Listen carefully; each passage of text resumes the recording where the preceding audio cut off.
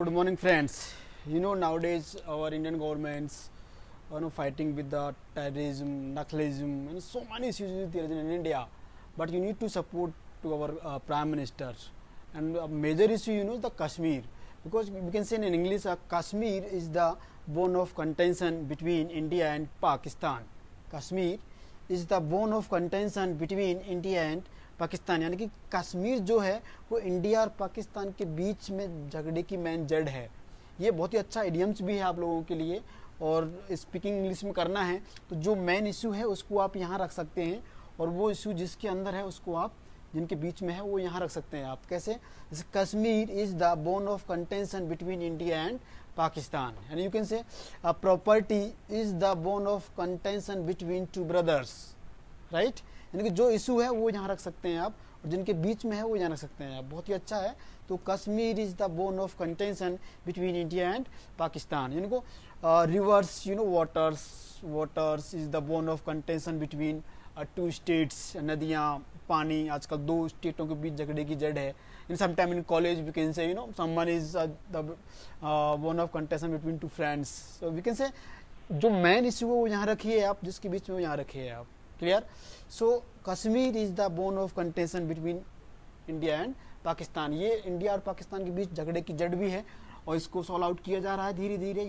Our in government 370 and all these things has removed from so ये सारी चीज़ें यहाँ से हो चुकी हैं, लेकिन फिर भी still you need to support our Indian governments.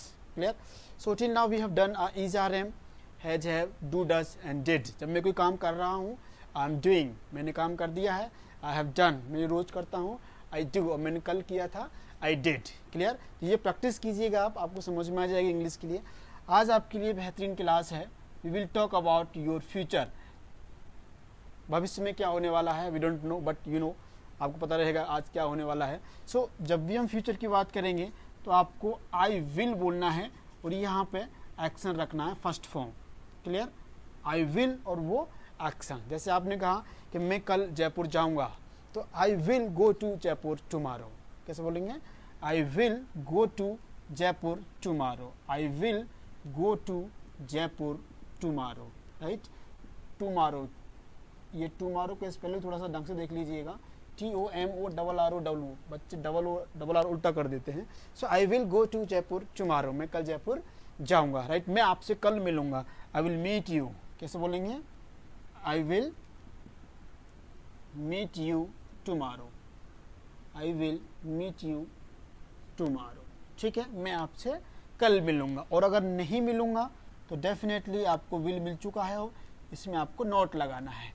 I will not meet you. क्या कहेंगे? I will not meet you, मैं आपसे नहीं मिलूंगा। मिलूंगा, आई विल मीट, नहीं मिलूंगा, आई विल नॉट मीट। अब विल मिल चुका है तो फ्यूचर का क्वेश्चन बनाना बहुत ही ईजी रहेगा। विल आप बाहर लगाइए। विल यू, आपको यही सब पूछना है। Will you go to Jaipur? कैसे पूछेंगे? Will you go to Jaipur tomorrow? क्या आप कल जयपुर जाओगे? बोले yes, I will go to Jaipur tomorrow. और नहीं जाऊंगा तो I will not go to Jaipur tomorrow. क्या वह जयपुर जाएगा?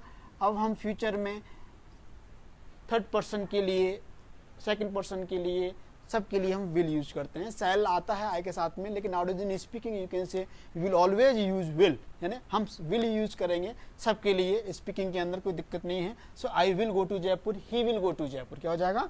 He will go to Jaipur. जैसे कि आपने पूछा क्या आपका भाई जयपुर जाएगा? क्या आपका भाई, तो फ्यूचर जाएगा, फ्यूचर है तो विल आ जाएगा। और आपका भाई यानी कि your brother, your brother, right. Will your brother go to Jaipur tomorrow? क्या आपका भाई कल जयपुर जाएगा? बोले यस माय ब्रदर। आप क्या बोलेंगे? Yes my brother will go to Jaipur tomorrow. हाँ, मेरा भाई कल जयपुर जाएगा। और नहीं जाएगा तो my brother will not go to Jaipur tomorrow. Clear? तो विल बहुत ही सिंपल है, आपको कुछ नहीं करना है, हर जगह विल लगाना है। जब मैं इस काम को करूंगा आई विल, और नहीं करूंगा तो I will do this work. मैं इस काम को करूंगा, आई will not do this work, मैं ये काम नहीं करूंगा। तो आपको याद रखना है, मैं करूंगा आई विल, नहीं करूंगा तो आई विल नॉट। और वह करेगा तो ही विल, और वह नहीं करेगा तो he will not. Clear? So meanings मैं आपको दे देता हूं अभी के लिए, क्योंकि विल को हम आज के बाद जितनी भी ग्रामर पढ़ी है हमने अब तक सिंगल सेंटेंस हम बना रहे थे, लेकिन आज से हम कोशिश करेंगे कि आपको थोड़ा सा सिंगल सेंटेंस से डबल सेंटेंस पे लेके आया जाए। क्लियर? डबल सेंटेंस कैसे? क्योंकि एक सवाल को हम दो लाइन में आंसर देंगे। फॉर एग्जाम्पल देखिए, आपने पूछा will you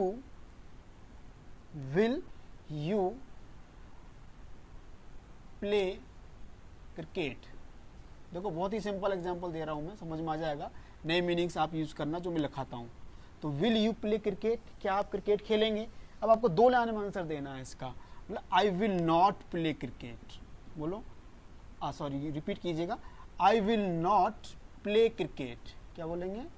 I will not play cricket because. अब ऐसे शब्द आप जोड़ना स्टार्ट करेंगे आज से।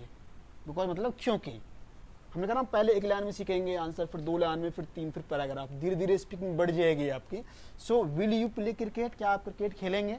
बोला यस, नो, जो भी आपका आंसर है आपने नो दिया है। I will not play cricket, मैं नहीं खेलूंगा, बिकॉज क्योंकि आई हैव प्लेड क्रिकेट। देखो मैंने क्या कहा, आई हैव, अभी हम पढ़ चुके हैं पहले, आई हैव प्लेड क्रिकेट है, मैं नहीं खेलूंगा, मैं खेल लिया हूं अभी जस्ट।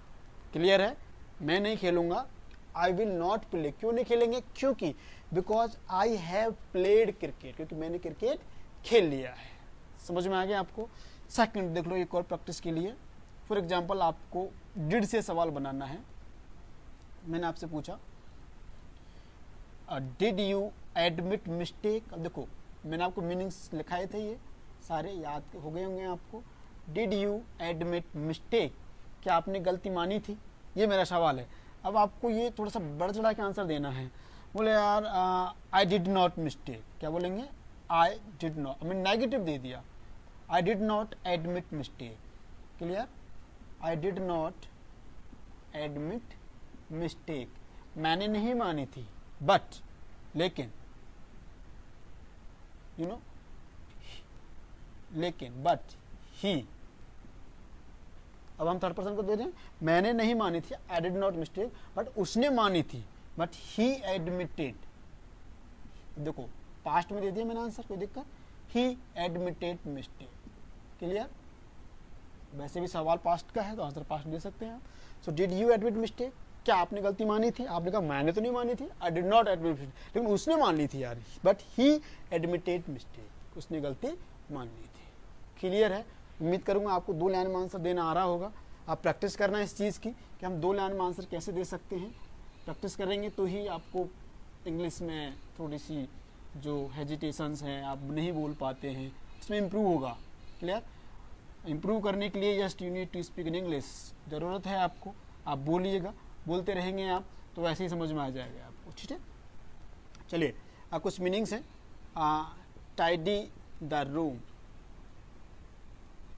ये फर्स्ट है, टाइडी द रूम। आप इसके साथ एक और लिखा देता हूँ, आपको इजीली याद हो जाएगा। डेकोरेट द रूम, ये तो आपको आता होगा। डेकोरेट द रूम यानी कमरे को सजाना, दोनों का मतलब सेम है। इसको सुव्यवस्थित करना, इसको सजाते हैं ना घर पे। So just I will tidy the room, मैं सजाऊंगा। आई डेकोरेट द रूम, मैं कमरे को सजाऊंगा। बोथ मीनिंग द सेम, बस थोड़ा सा डिफरेंस है, आप समझ जाएंगे इसको। ठीक है? सेम। थर्ड मीनिंग किराए, किराए माने चिल्लाना, राइट? मैं नहीं चिल्लाऊंगा, आई विल नॉट क्राई, वह चिल्लाएगा। ही विल क्राई, क्या बोलेंगे? He will cry. क्लियर? ये अच्छा मीनिंग है। Mint money, MINT, mint money, mint money. बहुत सारा पैसा हो जाता है ना यार, वो पैसों में खेलेगा यार, देखना एक दिन वो पैसों में खेलेगा, one day he will mint money, right? तो बहुत अच्छा है, आप कोशिश कीजिएगा, याद हो जाएगा आपको। सेकंड इजी है, ड्राइव कार, कार चलाना, मैं कार चलाऊंगा, आई विल ड्राइव कार, मैं नहीं चलाऊंगा, आई विल नॉट ड्राइव कार। ठीक है? सो मीनिंग्स याद जरूर कीजिएगा कि बिना मीनिंग्स के आप इंग्लिश नहीं बोल पाएंगे। जो भी आप बोलना चाह रहे हैं उसके लिए मीनिंग्स आना बहुत ज़रूरी है। चलिए इडियम्स। सो लास्ट इडियम्स एक मैंने आप वापस रिपीट कर देता हूँ। It's matter of opinion, it's matter of opinion,